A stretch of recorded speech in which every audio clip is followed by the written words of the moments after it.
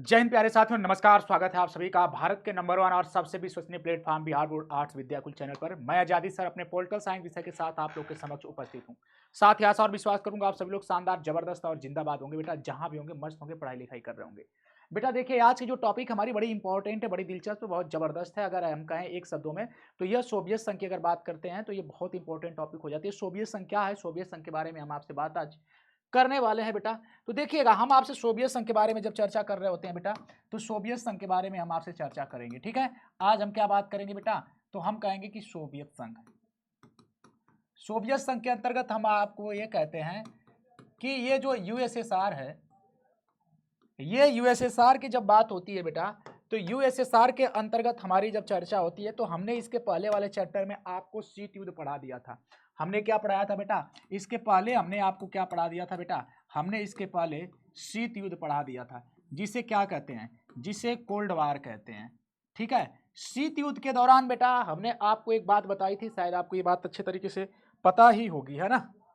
ये बात आपको पता होगी बेटा कि शीत युद्ध क्या होता है। शीत युद्ध की अगर बात करते हैं तो शीत युद्ध में हमने देखा कि ये बेटा क्या होती है, ये विचारों की लड़ाई है। ठीक है, क्या है बेटा, तो कहते हैं सर ये विचारों की लड़ाई है। इन विचारों की लड़ाई में अगर हम बात करते हैं आपसे, तो यहां पर आपने दो पॉइंट देखा होगा। एक देखा, एक महाशक्ति होती है, एक जो महाशक्ति होती है वह हो जाती है यूएसएसआर, और एक हो जाती है बेटा यूएसए, है ना। तो जब ये दो महाशक्तियों की बात करते हैं तो दो महाशक्तियों से ही दो ध्रुवीयता की शुरुआत हो जाती है। हम लोग कह देते हैं कि सर दो ध्रुवीय विश्व की शुरुआत हो जाती है। तो दो ध्रुवीय विश्व की अगर हम बात करते हैं तो यहां पर ये देख रहे होते हैं, तो यहां पर बेटा प्रमुख तौर पर एक बात ये ध्यान दीजिए कि ये यूएसएसआर जो है ना, ये इसका क्या होता है बेटा, 1991 में 1991 में क्या हो जाता है बेटा, इसका विघटन हो जाता है। क्या हो जाता है बेटा, इसका विघटन हो जाता है। जब इसका विघटन होता है तो एक महाशक्ति अकेली बचती है, जिसके बारे में हम बताते हैं वो होती है यूएसए। क्या हो जाती है बेटा, यूएसए। तो हम यहां पर आज बात करेंगे कि सोवियत संघ का देखेंगे, अगर जो विघटन होता है तो ये विघटन होता है, इसके बारे में अगर हम बात करते हैं तो ये होता है 1991 में। कब होता है बेटा, 1991 में। ठीक है, दूसरी पॉइंट क्या हो जाती है बेटा, सोवियत संघ का विघटन जो होता है, विघटन के कारण भी देख लेते हैं हम, विघटन के कारण, और विघटन के हम लोग क्या देख लेते हैं बेटा, विघटन के हम लोग परिणाम देख लेते हैं। ठीक है, विघटन के कारण और परिणाम हम लोग दोनों चीजें देख लेते हैं। और एक बड़ा इंपॉर्टेंट पॉइंट होती है बेटा, यहां पर हम जब बात करते हैं तो देखते हैं कि सोवियत प्रणाली क्या थी। ठीक है बेटा, सोवियत प्रणाली क्या है, इसके बारे में हम आपसे चर्चा करेंगे। ठीक है, सोवियत प्रणाली क्या है, तो ये सारी चीजें हम आपको अभी तुरंत इस लेक्चर में बताएंगे। आई होप कि आपको बहुत अच्छे से समझ में आएंगे और आप इसको देखेंगे भी, समझ भी पाएंगे बेटा। हम बात करते हैं सोवियत संघ की, अगर बात करते हैं तो यूएसएसआर की बेटा अगर हम बात करते हैं तो इसकी शुरुआत कहां से होती है। तो यूएसएसआर की अगर बेटा हम शुरुआत अगर आपसे कर रहे होते हैं तो यूएसएसआर की जो शुरुआत होती है, इसकी शुरुआत कहां से होती है, तो आप कहते हैं कि सर इसकी शुरुआत जो होती है यह 1917 की क्रांति से होती है। 1917 की बोल्शेविक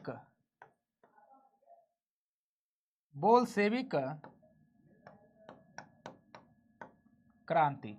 अब वो बोल्शेविक क्रांति को ही क्या कहते हैं बेटा, इसी को रूसी क्रांति के रूप में जाना जाता है। किसके नाम पे बेटा, तो कह देंगे कि सर इसको ही रूसी क्रांति के नाम से भी जाना जाता है। रूस की क्रांति, इसका मतलब रूसी क्रांति के नाम से जाना जाता है। ठीक है बेटा, कहेंगे रूसी क्रांति। अब ये जो रूसी क्रांति होती है 1917 की, इसे ही बोल्शेविक क्रांति के नाम से जाना जाता है। और इसके देखेंगे किसके नेतृत्व में यह की गई थी, तो कह देते हैं कि सर ये जो नेतृत्व होता है यह लेनिन के द्वारा की गई थी। व्लादिमीर लेनिन नाम था इनका। क्या नाम था, व्लादिमीर लेनिन नाम था, इन्हीं के नेतृत्व में बेटा यह की गई थी। यह बात आपको एकदम क्लियर हो गई होगी, तो आप कहेंगे जी सर एकदम क्लियर हो गई, स्पष्ट हो गई, कोई दिक्कत नहीं बेटा, किसी को कोई समस्या नहीं होगी। ठीक है, अब एक बात हम यहाँ पर आपको बताने वाले हैं बेटा, एक बात यहाँ पर बताने वाले हैं, ध्यान से समझिएगा आप सभी लोग, ध्यान से समझिएगा आप लोग। यहाँ पर अगर हम बात करते हैं, सही चेक कर लीजिए आवाज वगैरह ठीक है ना जारी, ठीक है। उसके बाद देखेंगे यहाँ पर बेटा हम बात कर रहे होते हैं, तो इसमें देखेंगे कि यह कितने गणराज्यों से मिलकर बनाया गया था, तो कह देते हैं कि सर यह 15 गणराज्यों से मिलकर बनाया गया था। कितने? तो 15 गणराज्यों से मिलकर बना था, ठीक है। हालांकि जब देखेंगे इसका विघटन भी होता है, तो इसके विघटन के दौरान आप लोग एक चीज नोटिस करिएगा कि यह 15 भागों में यानी 15 गणराज्यों में विभाजित भी हो जाता है। इसका उत्तराधिकारी रूस होता है, जो कि आगे के हम किसी चैप्टर टॉपिक्स में, हम इसी चैप्टर में अगले टॉपिक में बताएंगे। बट बेटा यहाँ पर एक पॉइंट्स आपको जरा ध्यान देने की जरूरत होगी। यह पॉइंट्स क्या होती हैं, ध्यान दीजिएगा। सोवियत प्रणाली क्या है बेटा? सोवियत प्रणाली, इसको भी हम यहीं लगे हाथ लिख देते हैं ना। देखिएगा आप लोग बारीकी से जरा इसको समझिएगा और अच्छे से इसको करिएगा, ठीक है ना। तो क्या कहते हैं वो सोवियत प्रणाली क्या है, तो आप कह देंगे कि जिस व्यवस्था के माध्यम से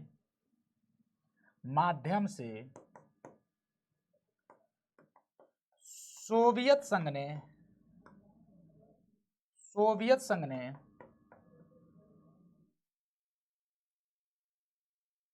अपना विकास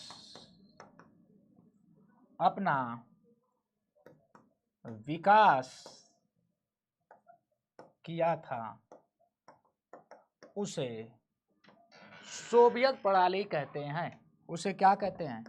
सोवियत प्रणाली कहते हैं, ठीक है बेटा। कहेंगे हाँ सर। तो ये सोवियत प्रणाली भी आपने देख लिया, ठीक है। सोवियत प्रणाली यानी कि सोवियत संघ ने जिस व्यवस्था के माध्यम से अपना विकास किया था, उसे क्या कहते हैं बेटा? उसे सोवियत प्रणाली कह देते हैं। आई होप कि आप लोगों को हमारी बात एकदम अच्छे तरीके से क्लियर हो गई होगी, तो हम आगे चलें, ठीक है। एकदम अच्छे से क्लियर हो गई होगी तो आगे हम चलें, क्योंकि ये सारी की सारी बातें हम लोगों ने सोवियत संघ के बारे में हमने देखा बेटा। और सोवियत संघ से संबंधित ये प्रमुख बातें जो थी, हम आपको बहुत ही अच्छे से बारीकी से आपको बाकायदा बताते चल रहे हैं, ठीक है ना। और हमें पूरी आशा विश्वास है कि आप लोगों को हमारी सारी की सारी बातें क्लियर हो गई हैं। तो हम पीपीटी की तरफ चलते हैं। कहां पर भैया? पीपीटी की तरफ। अब ध्यान दीजिएगा कि सोवियत संघ की हमने बात किया, तो सोवियत संघ के बारे में हम आपको यही बताए हैं अभी रिसेंटली कि 1917 की कौन सी बेटा? तो आप कह देते हैं कि सर 1917 की रूसी यानी बोल्शेविक क्रांति के बाद समाजवादी सोवियत गणराज्य यानी कि संघ यूएसएसआर अस्तित्व में आया। सोवियत संघ में कुल मिलाकर कितने गणराज्य थे बेटा? तो कह देंगे कि कुल 15 गणराज्य थे। कितने गणराज्य थे भैया? तो कह देंगे कि सर कुल टोटल 15 गणराज्य थे। यानी 15 गणराज्य का मतलब क्या होता है बेटा? तो 15 गणराज्य का मतलब यह हो जाता है कि 15 अलग अलग देश, ठीक है। 15 क्या होते हैं बेटा? तो कह देंगे कि सर 15 अलग अलग देश, ठीक है, से मिलकर बनाया गया था, ठीक है ना। यानी सोवियत संघ का निर्माण गरीबों के हितों को ध्यान में रखते हुए भी किया गया। इसे समाजवाद और साम्यवादी विचारधारा के अनुसार बनाया गया। यानी कि समाजवाद की मतलब अगर बात करते हैं, तो जो सोवियत संघ की अगर बात करते हैं, तो सोवियत संघ किस विचारधारा का अनुसरण करता था भैया? तो कहते हैं कि सर ये जो इसकी विचारधारा थी, ये इसकी जो विचारधारा थी बेटा, वह कौन सी थी? तो आप कह देते हैं कि सर साम्यवादी, या यूं कहा जाए तो साम्यवादी या समाजवादी विचारधारा थी, ठीक है ना। ये विचारधारा किसकी थी? तो कह देंगे कि सर ये यूएसएसआर की थी। साम्यवादी विचारधारा में क्या होता है कि उसमें जनता की भलाई के बारे में सोचा जाता है, जनता के हित में सोचा जाता है और जनता के बारे में कार्य किया जाता है। ये बात आपको बहुत अच्छे तरीके से बेटा क्लियर हो गई होगी, समझ में आ रही होगी, हमें पूरी आशा विश्वास और उम्मीद है। ये सारी की सारी पॉइंट्स आपको क्या हो रही है बेटा? एकदम क्लियर होती जा रही है, जो हम अभी बता रहे हैं। देखिएगा ये बात हमने बता दिया आपको। अब देखिएगा कि ये जो 15 गणराज्य थे, इन 15 गणराज्यों की अगर हम बात करते हैं तो ये 15 गणराज्य कौन कौन से होते हैं?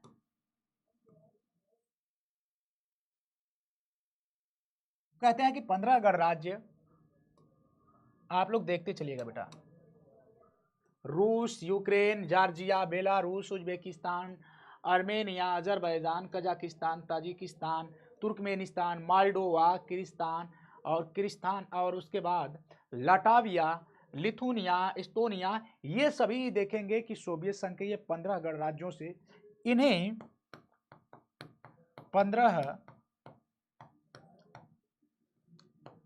गणराज्यों से मिलकर बनाया गया था इन्हें, ठीक है, या इनका यूं कहें तो निर्माण हुआ था।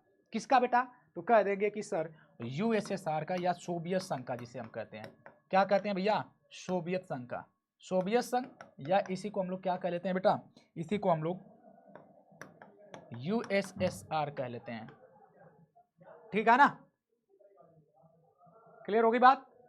एकदम क्लियर है, किसी को बेटा कोई भी दिक्कत नहीं है? आगे चलते हैं, मन से पढ़ते चलिएगा बेटा, आप लोग को कोई समस्या नहीं होगी। सोवियत प्रणाली के बारे में हमने बताया कि सोवियत संघ में समतावादी समाज के निर्माण के लिए केंद्रीकृत योजना, राज्य के नियंत्रण पर आधारित और साम्यवादी दल द्वारा निर्देशित व्यवस्था सोवियत प्रणाली कहलाएगी, ठीक है। दूसरे शब्दों में सोवियत प्रणाली वह व्यवस्था है जिसके द्वारा सोवियत संघ ने अपना विकास किया था।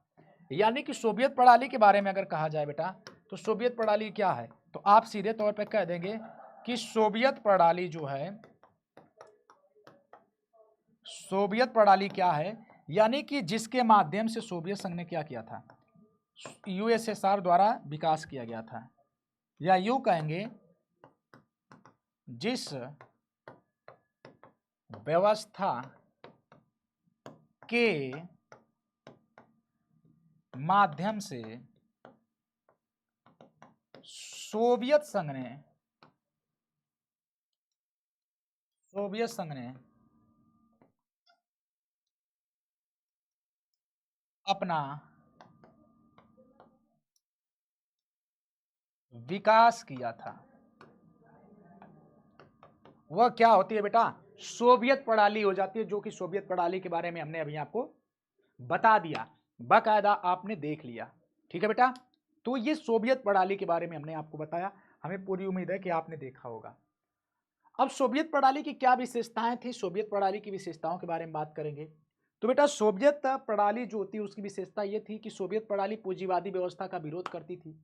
हालांकि आप देखिएगा, हम जब आपको बताए होंगे बेटा, तो यूएसएसआर और यूएसए, इन दोनों के बारे में बताए थे। तो जब यहां पर इन दोनों के बारे में बताए थे, तो यहां पर क्या होता है? तो यहां पर यह होता है, सोवियत संघ जो होता है ये समाजवादी या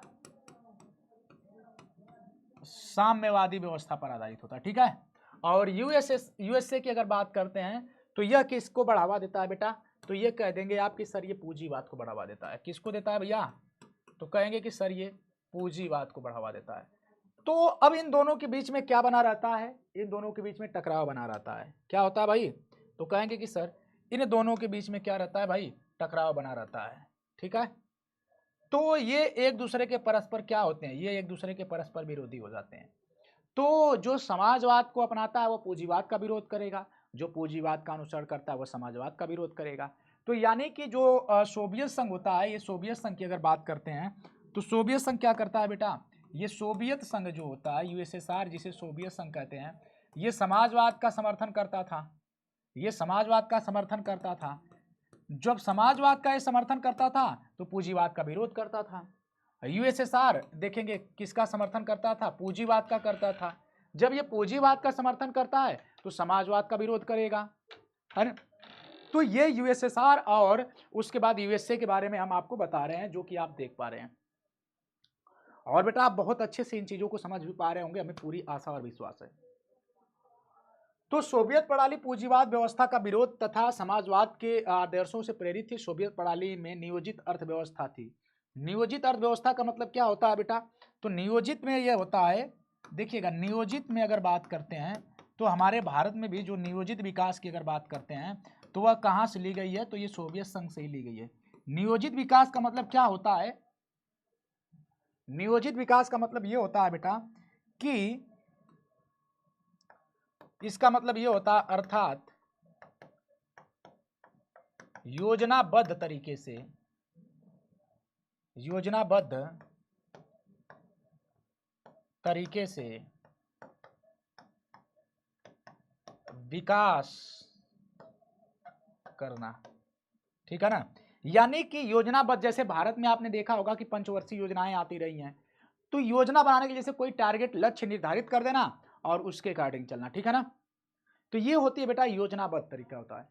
और कम्युनिस्ट पार्टी का क्या था बेटा? कम्युनिस्ट पार्टी का दबदबा था। क्या था? कम्युनिस्ट पार्टी का क्या था बेटा? दबदबा था। कम्युनिस्ट पार्टी, ये कम्युनिस्ट पार्टी क्या थी? कम्युनिस्ट पार्टी के बारे में हम आगे बताएंगे। जिसे कम्युनिस्ट मतलब साम्यवादी पार्टी।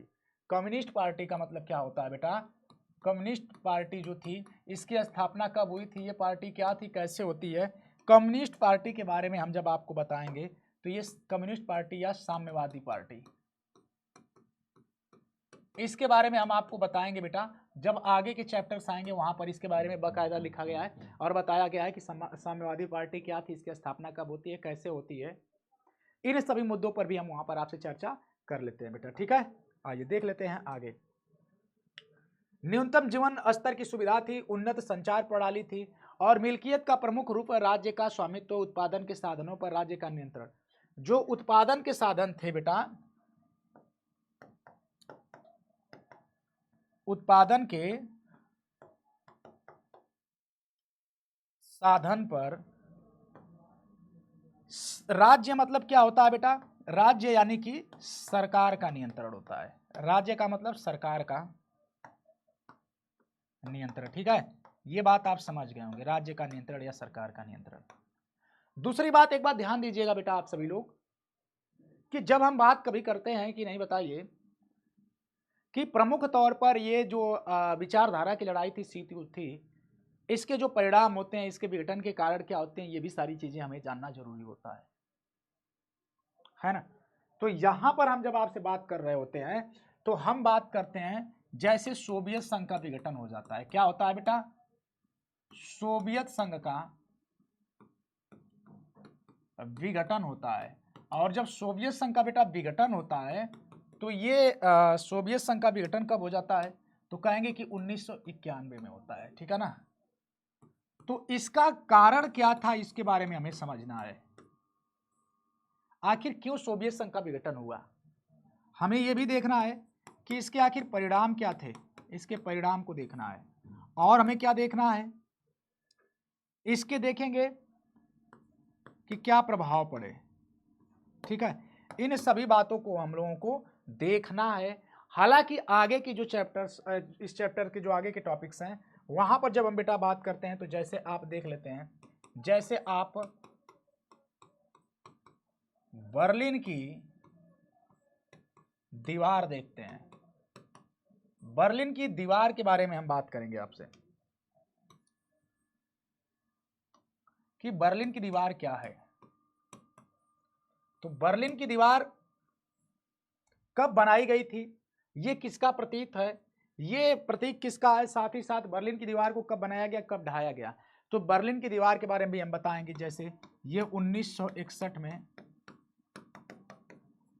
बनाया गया और 1989 में, कब बेटा? तो कह देंगे कि सर 1989 में इसको गिराया गया। 1989 में क्या कर दिया गया, गिराया गया। तो बर्लिन के दीवार से भी संबंधित बेटा हम लोग टॉपिक्स देखते हैं जो कि आप अच्छे से कवर करेंगे और समझेंगे, देखेंगे। और हमें पूरी आशा विश्वास उम्मीद होगी कि आप लोग बहुत ही अच्छे तरीके से इस पॉइंट्स को आप कवर कर रहे होंगे और देख रहे होंगे, अच्छे से समझ रहे होंगे, ठीक है ना। किसी को कोई दिक्कत नहीं हुई होगी। तो बेटा आज हमने क्या चर्चा करी, इस पर आइए चर्चा आपसे एक बार फिर से कर लेते हैं। यूएसएसआर, सोवियत संघ की हमने बात किया कि 1917 की बोल्शेविक क्रांति जिसके जनक होते हैं लेनिन, और उसके बाद देखेंगे कि ये 1917 बोल्शेविक क्रांति के पश्चात ही 15 गणराज्यों से मिलकर सोवियत संघ अस्तित्व में आता है। सोवियत संघ साम्यवादी विचारधारा पर आधारित होता है, इस साम्यवाद का अनुसरण करता है, ठीक है। और यहाँ पर हमने बाकायदा लिख कर भी आपको बता दिया कि शीत युद्ध के बाद विचारों की जो लड़ाई होती है, दो महाशक्तियाँ होती हैं, विश्व दो ध्रुवों में बढ़ जाता है। हालांकि 1991 में 1945 से 1991 तक ये चल रहा होता है शीत युद्ध। हमें इसके पहले ही बता दिए, इसलिए यहाँ पर नहीं बताए हैं कि 1945 से 1991 तक चलता है। यही 1991 में जब बात करते हैं तो यहाँ पर देखेंगे 1991 में जब विघटन हो जाता है तो विघटन के बाद ये सारी चीज़ें देखने को मिल जाती हैं, ठीक है ना। ये बात एकदम अच्छे तरीके से क्लियर है, किसी को कोई बेटा दिक्कत नहीं है, किसी को कोई तकलीफ समस्या नहीं है, कोई डाउट नहीं है।